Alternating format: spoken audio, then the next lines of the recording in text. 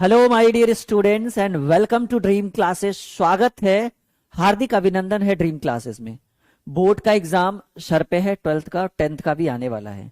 ऐसे में बच्चों के मन में बहुत सारे सवाल आ रहे होंगे कि पता नहीं किस तरह से हम अपना बोर्ड का एग्जाम देंगे, पता नहीं पास करेंगे फेल करेंगे, कैसा क्वेश्चन आएगा, कॉपी आने के बाद क्या करेंगे, कैसे लिखेंगे। इन सारी बातों को लेकर अगर आप परेशान हैं तो मैं आपको सजेस्ट करता हूं कि आज की इस वीडियो को स्टार्टिंग टू एंड तक एक सेकेंड भी पलक झपकाए बिना झपकाए जो है आज की इस वीडियो को आप देखिए, क्योंकि आज के इस वीडियो में हम आपको बताने वाले हैं कि जब आप अपने घर से निकलेंगे, सुनिए मेरी बात, जब आप अपने घर से निकलेंगे कहां, फाइनल बोर्ड एग्जाम के लिए एग्जामिनेशन हॉल की तरफ जब आप रुख करेंगे तो क्या होना चाहिए, आपका मनसा, आपकी मनसा क्या होनी चाहिए, आप हॉल पे पहुंचकर क्या करेंगे। उसके बाद जब हॉल के अंदर प्रवेश करेंगे, एग्जामिनेशन हॉल में प्रवेश करेंगे, तो आप अपना सीटों का चयन कैसे करेंगे, किस तरह से आप अपना सीट ढूंढेंगे। और सबसे बड़ा सवाल, सबसे बड़ा टेंशन कि भाई जब क्वेश्चन पेपर और कॉपी आ जाएगा तो हम उस क्वेश्चन पेपर को, कॉपी को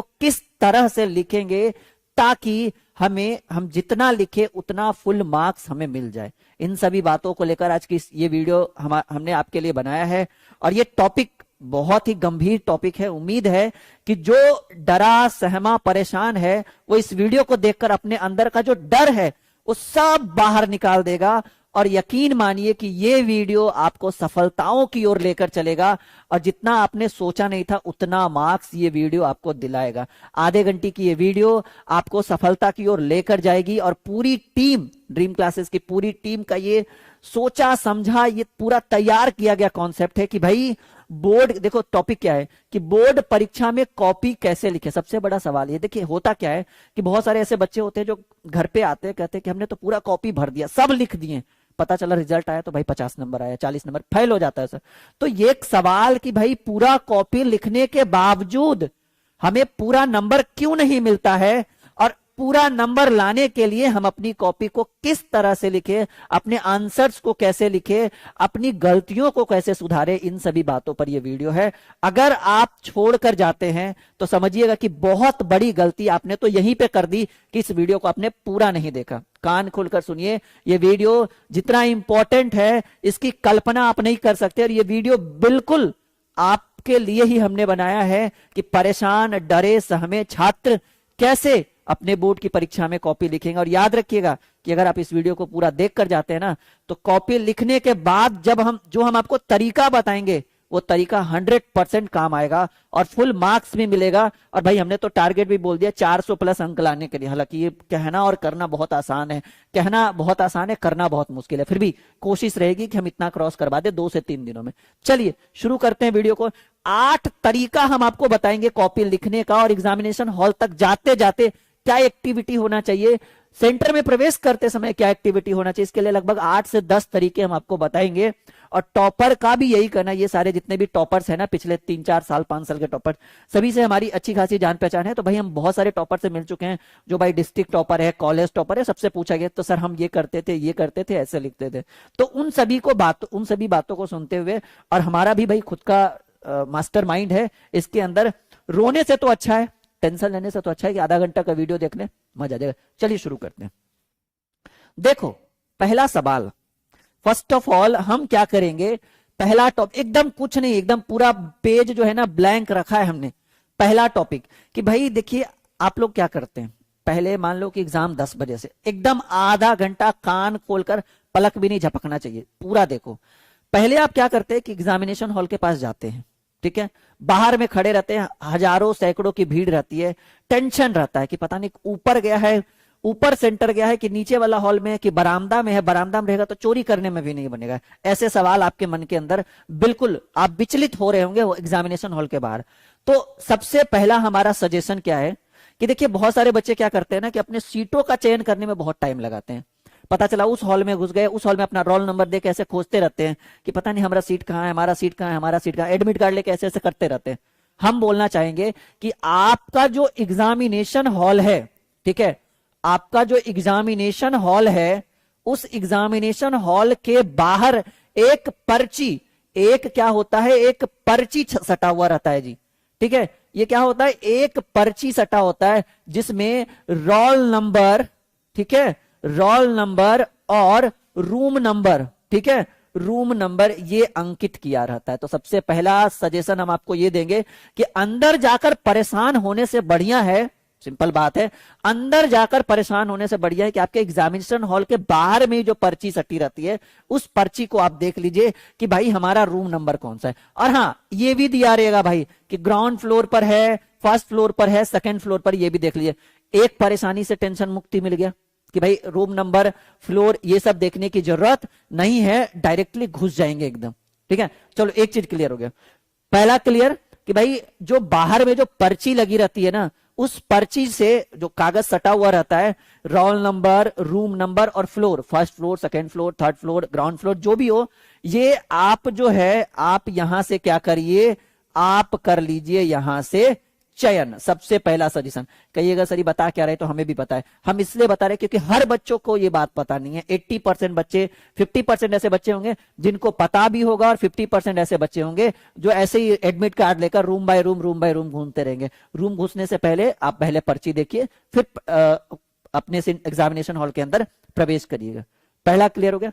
दूसरी बात, दूसरा जो टॉपिक है वो बहुत गंभीर टॉपिक है जी, बहुत बड़ी समस्या है। हर नॉर्मल बच्चा जो पढ़ने में मीडियम है, तेज वाला भी और कमजोर वाला भी, तीनों के साथ ये समस्या है। समस्या बहुत गंभीर है, सुनिएगा हमारी बात। बच्चे क्या करते हैं, मान लीजिए कि आपका ये कॉपी आया, ये क्वेश्चन पेपर आया और ये कॉपी आया, ठीक है। मान लीजिए कि ये क्वेश्चन पेपर है और ये कॉपी है। आपने क्या किया कि पहला क्वेश्चन देखे और इसके अंदर लिखना शुरू कर दिए। पॉइंट टू बी नोटेड, समझिए हमारी बात को। दूसरा जो हम आपको सजेशन दे रहे हैं कि भाई 8 तरीका कॉपी लिखने का 100% आपके माइंड में जाना चाहिए। तो बच्चे क्या करते हैं कि पहले क्वेश्चन पेपर आया, क्वेश्चन रखे, दूसरा देखें, फटाफट मतलब क्वेश्चन देखे, फटाफट उधर आंसर शुरू कर दिए। इसमें क्या होता है ना, समझिए हमारी बात। आप जो मैं आपको सजेशन दे रहा हूं, आप क्या करिए ना, कॉपी को पहले स्थिर रखिए 10-5 मिनट। 5 मिनट से कुछ होने वाला नहीं है।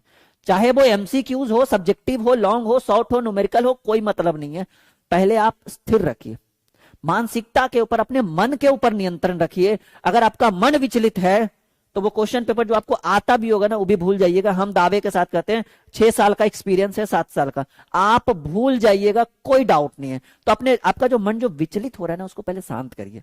पहले कॉपी के ऊपर फोकस ना करें। हमारा जो सजेशन है, कॉपी के ऊपर फोकस ना करें, क्वेश्चन को देखिए। तो क्वेश्चन, एक क्वेश्चन नहीं, पूरा जो पेपर है, क्वेश्चन पेपर, आप पहले क्या करिए ना, 5 मिनट तक शांत मूड में, एकदम कोई टेंशन नहीं, अपने अंदर का डर पहले निकाल के आइए। इसके लिए मैंने एक वीडियो भी बनाया था कि डर को बाहर निकालिए, तब सब कुछ होगा। बस समझिएगा कि हम ही को सब आता है, बाकी किसी को कुछ नहीं आता है। तो आप क्या करिए, आप अपने क्वेश्चन पेपर को 100 में 100% पढ़ लीजिए। भाई सिर्फ पढ़ने बोल रहे हैं, लिखने के लिए। क्वेश्चन पेपर क्या पढ़ ले, कर ले, पढ़ लो। ये नहीं करो कि सॉल्व करो, पहले पढ़ लो। आता है नहीं आता है उससे मतलब नहीं है, पढ़ने से देखिए क्या होगा कि जो चीजें आपको आता है ना, वो माइंड के अंदर सेट हो जाए। अरे ये वाला तो हमको आता ही है, अरे ये वाला नहीं आता। हो सकता है सोचते सोचते सोचते सोचते वहां तक जाते जाते वो भी आ जाए। यानी पहला सजेशन कि कॉपी को आप विरामावस्था दीजिए, पेपर को, क्वेश्चन पेपर को गतिशील अवस्था प्रदान करते हुए पहले आप इसको पढ़े और उसके बाद, point to be noted my dear student, उसके बाद आप अपनी कॉपी में लिखना करना जो भी है वो शुरू करें। 2 सजेशन हो गया जी, क्लियर हो गया। अब चलिए दूसरा हो गया ना, सबसे विचलित, सबसे परेशान करने वाला यही टॉपिक था कि सर करे तो क्या करे। तो हमारा सजेशन यही है कि पहले क्वेश्चन पेपर पढ़िए, लिखना बाद में है, ठीक है। तीसरा देखिए जी, तीसरा जब आपने क्वेश्चन पेपर पढ़ा ना, जब आपने क्वेश्चन पेपर पढ़ा तो कुछ क्वेश्चन आपको आता भी होगा, कुछ क्वेश्चन आपको नहीं भी आता होगा। तो जो क्वेश्चन नहीं आता है उसके लिए एक डर कि अरे बाप रे बाप, हमको तो 40 नंबर का नहीं आता है, 60 नंबर का आता है, ठीक है। डर, आपका जो मनोबल है, इसको बोलते हैं कॉन्फिडेंस लेवल। मनोबल जो है, आपकी जो मानसिकता है, ये आपको कह रही है कि बेटा तुझे नहीं आता है पूरा पूरा। तो ये जो डर है ना, इस डर को आप क्या कर दीजिए, इसको बोलिए get out, get out, I can do this. Get out, I can do this, तुम जाओ, मैं ये कर सकता हूं, ये कर सकती हूं। इससे क्या होगा, आपका आपकी जो मानसिकता है, अगर वो कह रहा है कि हम कर सकते हैं, तो जरूर आप कर पाएंगे। और ठीक है भाई, 60 नंबर तो आता है ना। अगर ये तीनों रह गया ना, डर रह गया, मनोबल रह गया और आपकी मानसिकता कमजोर हो गई, तो जो 60 नंबर आता है ना, वो भी भूल के 50 पर आ जाइएगा। लेकिन याद रखिए, अगर ये तीनों को बाहर करिएगा ना, तो 60 से 65 हो जाइएगा, लेकिन कभी भी 55 पर नहीं आइएगा। काहे कि जो 40 नंबर नहीं आता है ना, उस पे भी थोड़ा थोड़ा ध्यान देंगे कि अरे 2-3 लाइन आता है, 2-3 लाइन नहीं आता, लाभ हम 2 लाइन लिख देते हैं, 2 लाइन में 1 के नंबर आएगा। ठीक है, तो आपके अंदर जो डर है, आपकी जो मानसिकता है, उसको नियंत्रण रखें, उसको भगा दे बाहर कि जाओ तुम गोली मारो इसको, तुम निकलो बाहर यहां से, हम कर लेंगे सब कुछ। ठीक है, इसको क्या कर दीजिए, गेट आउट कहिएगा। भाई राहुल सर बोले गेट आउट, तुम निकलो यहां से, भागो यहां से तुम। ठीक है, तो अपनी मानसिकता के ऊपर अपना मनोबल बना के रखिए कि भाई हम जो हैं वो बाहर वाला, अगल बगल कुछ नहीं है, बगल वाला से नहीं कि तुमको आता है, हमको देखो ना नहीं आता है, कुछ नहीं, हमको आता है, तुमको कुछ नहीं आता है। मानसिकता बना के रखे, अपना कॉन्फिडेंस लेवल ऊपर रखे, नीचे नहीं होना चाहिए कभी। क्लियर है? अब देखिए, अब हम डिस्कस करेंगे चौथे टॉपिक पर। वो जो हमारा चौथा टॉपिक है, ओएमआर सीट। सबसे पहले यही आएगा ना जी, सबसे पहले तो ऑब्जेक्टिव ही आएगा, OMR sheet. First of all ये कैसे भरना है, बहुत सारा बच्चा याद रखिएगा कि एवरेज माना गया है कि 25 से 30% बच्चा जो है वो ओएमआर सीट में गलती करता है। एकदम कोई डाउट नहीं, 100 बच्चा में 20 बच्चा का ओएमआर सीट गलत हो, रिजल्ट पेंडिंग। सबसे बड़ा समस्या यही है, ओएमआर सीट गलती हुआ, रिजल्ट पेंडिंग। समझिए इस चीज को।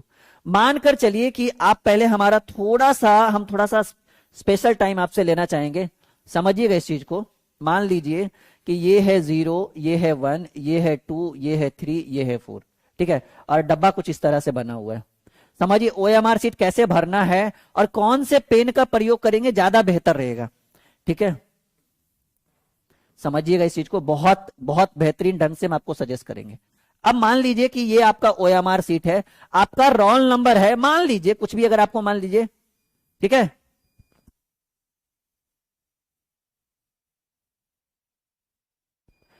ठीक है,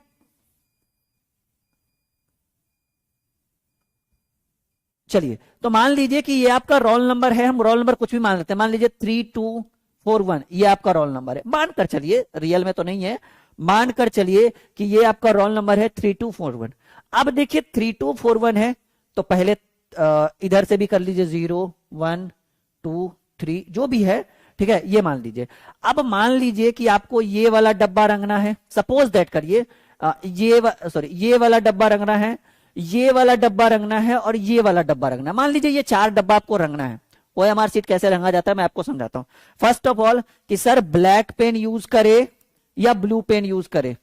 देखिए कहीं संविधान में नहीं लिखा हुआ है कि ओएमआर सीट ब्लैक से यूज करना है ब्लू से, आप दोनों यूज कर सकते हैं। लेकिन जो आपकी जो मशीन है ना, जिसमें ओएमआर सीट घुसने के बाद कर ऐसे करेगी और बाहर आती है, आपका कॉपी 10 सेकंड में चेंज हो जाता है, वो मशीन जो है वो ब्लैक पेन को ज्यादा अपनी ओर अवशोषित करता है, अट्रैक्ट करता है। मतलब जैसे आपने सुना वो लाल रंग का तरंग धैर्य सबसे अधिक होता है और उसका प्रकीर्णन सबसे कम होता है, इसलिए लाल रंग जो है हमारी आंखों तक सबसे पहले पहुंचता है। खतरे का रंग निशान जो है वो लाल बताया जाता है। वही आपका मशीन का काम है कि मशीन जो है वो काले रंग को अपनी ओर ज्यादा अट्रैक्ट करता है, मतलब वो पहले दिखता है उसको। इसीलिए काले रंग वाले में क्या है ना कि थोड़ा छोटा भी रंगिएगा ना तो वो ओएमआर सीट में, मतलब वो आपके मशीन को कैप्चर कर लेगा मशीन आपका।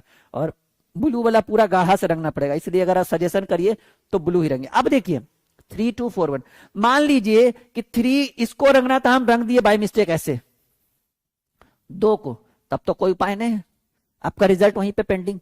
तो ऐसे कंडीशन में क्या करिए, आप क्या करिए ना, आप रंगिए नहीं, पहले वो ऐसे कर दीजिए, चलिए फिर ऐसे कर दीजिए, फिर ऐसे कर दीजिए, फिर ऐसे कर दीजिए, उसके बाद मिला लीजिए, बिंदु मार दीजिए। बिंदु नहीं कैप्चर करेगा आपका मशीन, बिंदु नहीं करेगा कैप्चर आपका मशीन।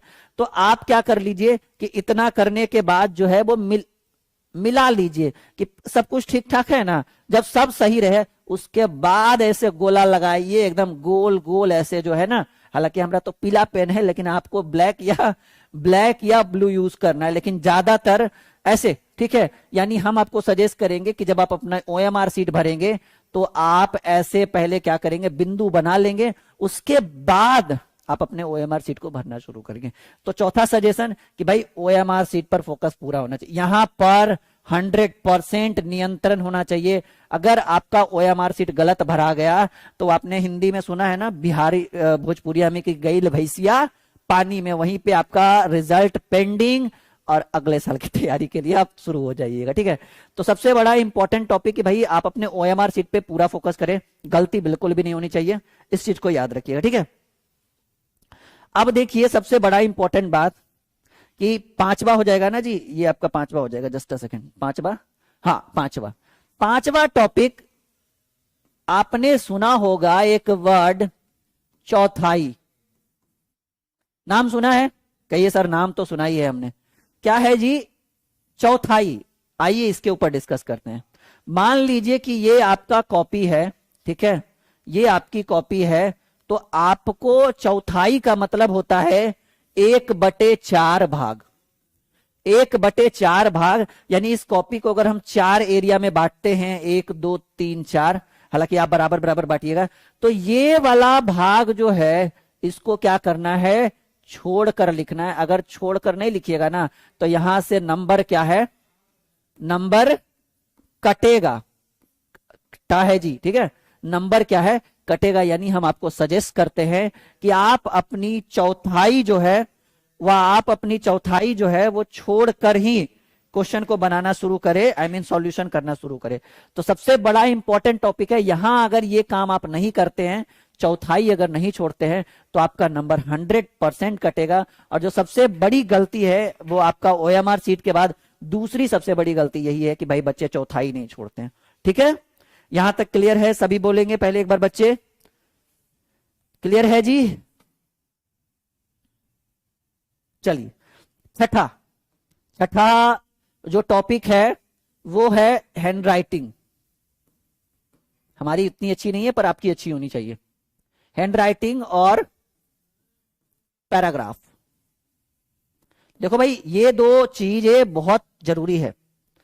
जरूरी नहीं कि हर बच्चे की हैंड राइटिंग अच्छी ही हो, समझिए इस चीज को। जरूरी नहीं है कि हर बच्चे की हैंड राइटिंग अच्छी ही हो, जरूरी नहीं है कि हर बच्चे की हैंड राइटिंग खराब ही हो।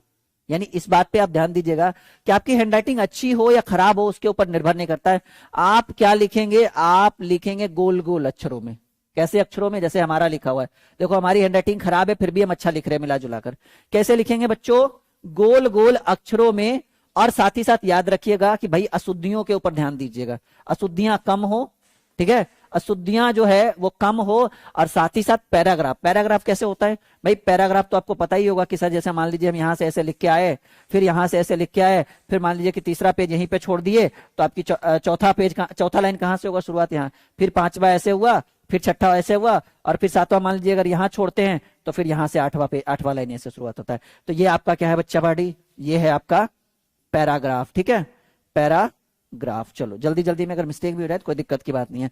तो ये जो है छठा जो है वो हैंड राइटिंग, इसके ऊपर पूरा नियंत्रण होना चाहिए। जरूरी नहीं है कि आपकी हैंड राइटिंग अच्छी और रगड़ रगड़ के लिख रहे जो मन में है, ठीक है, कर्सिव वर्सिव उतना नहीं लिखना, दिखावा नहीं करना, शो ऑफ नहीं करना। अगर शो ऑफ करना होता तो हम पीडीएफ बना के ये क्लास करवाते, ये वीडियो रिकॉर्ड करते। देखो कितना प्यार से एकदम ब्लैंक पेज के ऊपर ला के एकदम बेहतरीन ढंग से कर रहे हैं। ठीक है, तो शो ऑफ नहीं करना, दिखावा करना जो है वो अच्छा नहीं है।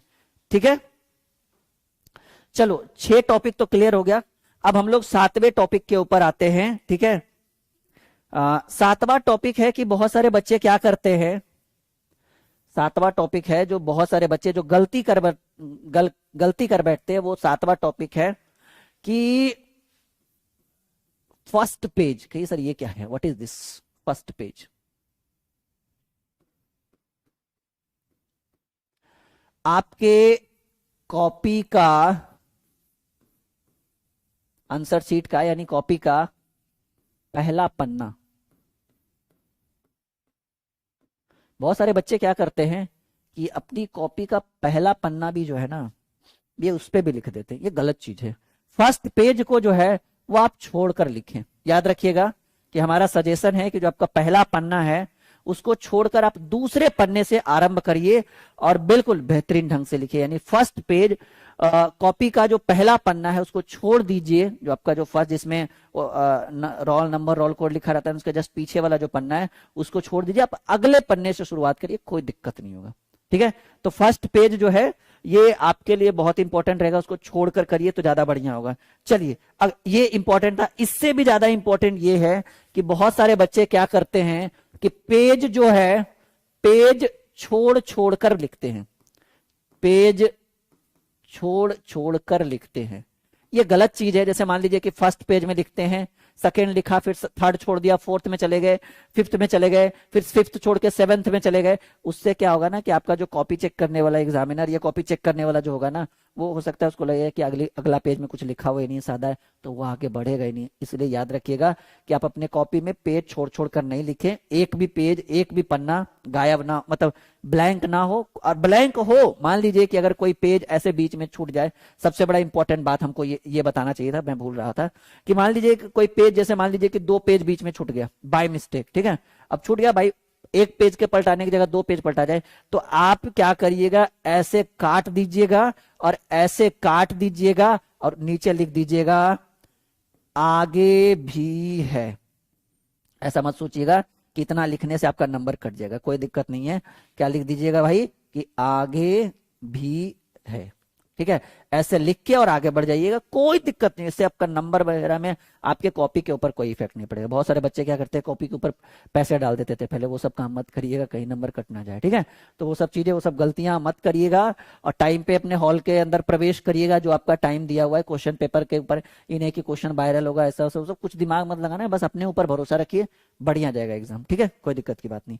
आगे बढ़े, एक और टॉपिक है जो बहुत इंपॉर्टेंट है, और वो इंपॉर्टेंट टॉपिक है कि हाँ 10 टॉपिक कर देंगे जी, 10 टॉपिक कर देंगे। 9वां नंबर जो आपका टॉपिक है वो है कि नंबर, क्वेश्चन जो है, क्वेश्चन आंसर जो है, ये क्वेश्चन आंसर आपको नंबर वाइज, ठीक है, सीरियल वाइज आप इसको लिख सकते हैं, ठीक है। इसको क्या लिख सकते हैं, सीरियल वाइज, ठीक है, सीरियल वाइज। अब ये सीरियल वाइज कैसे, मान लीजिए कि आपको 1 नंबर आता है, 2 नंबर नहीं आता है, 3 नंबर आता है, तो 3 लिखिए। ऐसा नहीं कि 1 लिखे, फिर 5 लिखे, फिर 2 लिख दिए, फिर 7 लिख दिए, फिर 3 लिख दिए। तो हालांकि ये गलत तो नहीं है, ये भी सही है, ये भी सही है, लेकिन जो आपका कॉपी जांचने वाला है उसको लग जाएगा कि गधा को 1 आता था। आपको मैं नहीं बोल रहा हूं, जो ऐसा करेगा उसको बोल रहा हूं कि 1 आता था, 1 के बाद उसको 5 आ गया, फिर 2 नंबर कैसे आ गया, फिर उसको 7 आ गया, फिर तीसरा भी आ गया। मतलब ये क्या बात है, चोरी उरी तो नहीं कर रहा है लड़का। यानी आप क्या करिएगा, 1 के बाद अगर मान लीजिए 2 नहीं आ रहा है तो कोई बात नहीं, नहीं आ रहा है तो नहीं आ रहा है, 3, 3 के बाद 4, 4 के बाद मान लीजिए 6 आ गया तो 6 लिख दीजिए। 6 के बाद अगले प्रश्न को लिखने की कोशिश करें, पीछे ना जाए, ये ना होनी चाहिए। ये होने से जो आपका कॉपी चेक करेगा उसके माइंड में कुछ चलता है कि लड़का कहीं चोरी तो नहीं कर रहा है, कि 1 आया फिर 5 आ गया, तो फिर 2 कैसे आ गया इसको, फिर 7 आया, फिर तीसरा भी आ गया। तो जब 1 आया था तब 2 नहीं आया था इसको, जब 2 आया था तब 3 नहीं आया था, बाद में कैसे आया। तो वहां पर नंबर कटने के चांसेस हो सकते हैं, मे बी उसके मन के ऊपर डिपेंड करता है, कुछ भी कर सकता है, इसलिए नंबर सीरियल वाइज लिखे। क्लियर है। एक आखिरी टॉपिक 10 नंबर जो बहुत इंपॉर्टेंट है, आपको एमसीक्यूज कितने दिए जाएंगे, आपको भी पता है कि सर एमसीक्यूज दिया जाएगा 70। बहुत सारा बच्चा क्या करता है ना, आओ ना देखा तो 50 को आंसर दे देता है, ठीक है। आंसर कितना देता है, 50 दे दिया, कोई 40 दे दिया, कोई 60 दे दिया, अरे कोई तो मत पूछिए 70 में 70 मार के आ जाता है। वैसे बच्चों के रिजल्ट जो है वो पेंडिंग में आ जाते हैं, ये गलत है। आपको कितने आंसर देने हैं, जब बोर्ड खुद कह रहा है कि आप 35 का ही आंसर दीजिए, ठीक है, 35 का आंसर जो है, 35 क्वेश्चन का, 35 ऑब्जेक्टिव क्वेश्चन का आंसर दीजिए, 36 नहीं जाना चाहिए। अब सवाल है कि मान लीजिए कि 1 आ रहा है, 5 आ रहा है, 6 आ रहा है, 8 आ रहा है, जो भी आ रहा है, तो आप 3 अटेम्प्ट में बनाइए इसके आंसर्स को, जो है वो 3 अटेम्प्ट में दीजिए। फर्स्ट अटेम्प्ट में आपको बताता हूं बच्चा, ठीक है, फर्स्ट अटेम्प्ट जो है, ठीक है, फर्स्ट अटेम्प्ट में, ठीक है, फर्स्ट अटेम्प्ट में आप क्या करिए कि जो 100% सजेस्ट क्वेश्चन है, सॉरी 100% जिसका आंसर आपको पता है, 100% एकदम खरा सोना हो कि भाई हमको 24 कैरेट की तरह इसका आंसर आता है, तो पहला जो मैं आपको सजेशन दूंगा कि आप फर्स्ट टर्म में वैसे प्रश्नों का सही आंसर दीजिए जो 100 to 100% आपको आता है, 1% भी इधर उधर नहीं। सेकेंड अटेम्प्ट में क्या करना है, ठीक है, सेकेंड अटेम्प्ट में क्या करना है कि जो, ठीक है, जो आपको 80% या समझिए जिसमें लग रहा है कि हल्का फल्का डाउट है उसी का आंसर दीजिए, और थर्ड अटेम्प्ट में 35 तक पहुंचाइए। और यकीन, जैसे मान लीजिए कि क्वेश्चन नंबर 5 जो है, ठीक है, क्वेश्चन नंबर 5 का आंसर आपने ए मारा, ठीक है, आपको डाउट था ए और बी दोनों में, मान लीजिए आपने ए मार दिया, तो ए मार दिया तब कोई उपाय है? हो सकता है इसका आंसर बी हो, और बाद में आपको पता चल जाए अगल बगल से इधर उधर से कुछ भी होता है ना थोड़ा मोड़ा, तो बोल दे नहीं B is the right answer of this question. अब क्या करिएगा कि लो हमको तो पता था हम बी मार दे। अब मान लीजिए कि अब देखिए अटेम्प्ट समझिएगा, मान लीजिए कि आपने क्वेश्चन नंबर 1 से 50 तक देखा, 1 से 50 तक देखे आप, और उसी में 35 क्वेश्चन डील कर दिए। 50 से 70 तक देखे नहीं, हो सकता है कि इसमें 10 को गलती हो, ठीक है, तो कंफ्यूजन क्वेश्चन था मार दिए। तो आप 50 से 70 हो सकता है देखने के बाद आपको 10 क्वेश्चन जो है वो 100% आता था, तो वहां पर मार खा जाइएगा ना कि 10 को कंफ्यूजन मारने से बढ़िया है कि हम 50 से 70 वाला भी चेक कर लेते, हो सकता है कि हम कोई 10 में 10 हो जाता है। यानी 35 में 35 मार्क्स आने के लिए आप, इसीलिए तो मैं बोल रहा हूं कि ओएमआर आपका जो क्वेश्चन पेपर है पूरा पहले देख लीजिए एकदम शुरू से, अंदर 5 मिनट तक विरामावस्था में रखना है अपनी कॉपी को, उसके बाद शुरू करना है, ओएमआर सीट हो या कॉपी हो कुछ भी हो।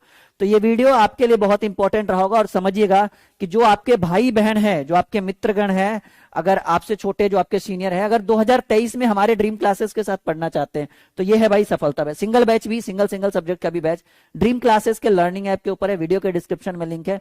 बच्चा को बोलिए ड्रीम क्लासेस का लर्निंग ऐप इंस्टॉल करने के लिए और बैच ज्वाइन करने के लिए। इस बैच के अंदर कुछ इस तरह की सुविधाएं, भाई ये फीस है इस बैच का, ठीक है, और कुछ इस तरह से हेल्पलाइन नंबर, ठीक है, आप इस नंबर पे कॉल या व्हाट्सएप करके हमारी टीम से, मैं तो नहीं रहूंगा पर हमारी टीम से आप बात कर सकते हैं, ठीक है, जो भी परेशानियां हैं वो हमारी टीम आपको सोल्व कर देगी। इसके अंदर कुछ इस तरह से सुविधाएं हमारी टीम आपको उपलब्ध करवाने वाली है कि भाई इस तरह की सुविधाएं आपको इस बैच के अंदर मिलने वाला है। इसके साथ साथ एक और बिग अनाउंसमेंट कि आपका जो है वो, जस्ट अ सेकेंड, आपका जो है वो 11 फरवरी से फॉर बैंकिंग आपके लिए है ये नोटिफिकेशन, बैंकिंग, एसएससी, रेलवे, ठीक है, एनडीए,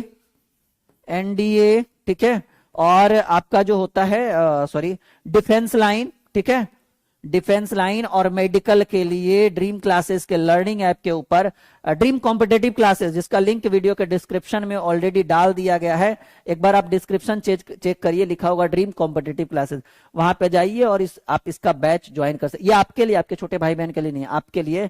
आई होप कि ये आपको बहुत काम आएगा, यहां से आप अपनी तैयारी कर सकते हैं। चैनल को सब्सक्राइब कर लीजिए, चैनल का नाम क्या है जी, ड्रीम, देख लीजिए ना होम पेज पे ही होगा, ड्रीम